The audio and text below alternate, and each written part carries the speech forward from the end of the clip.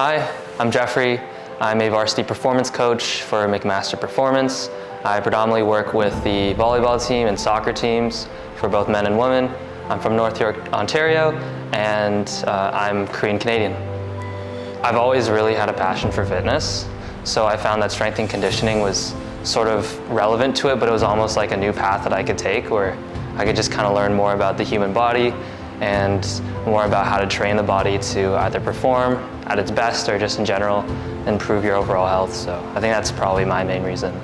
There was a strength and conditioning coach named Jess. She worked a lot with the rugby and football teams, and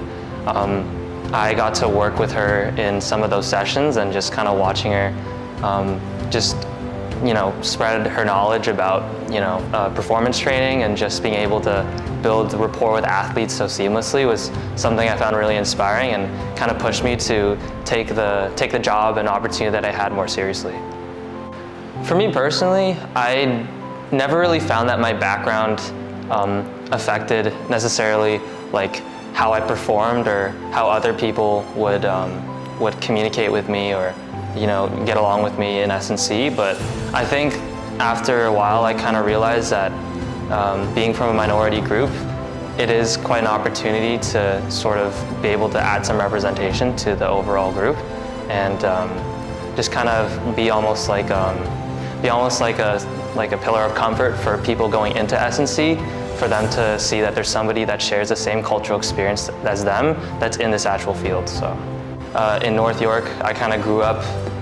around a lot of a very Chinese population, and so I didn't really necessarily feel like I stood out from the crowd, but once I kind of moved to Hamilton and attended McMaster, I started to realize that there was a lot more differences between me and the rest of my peers, and so I think Asian Heritage Month is just a really good way to kind of push forward that message of improving diversity in athletics.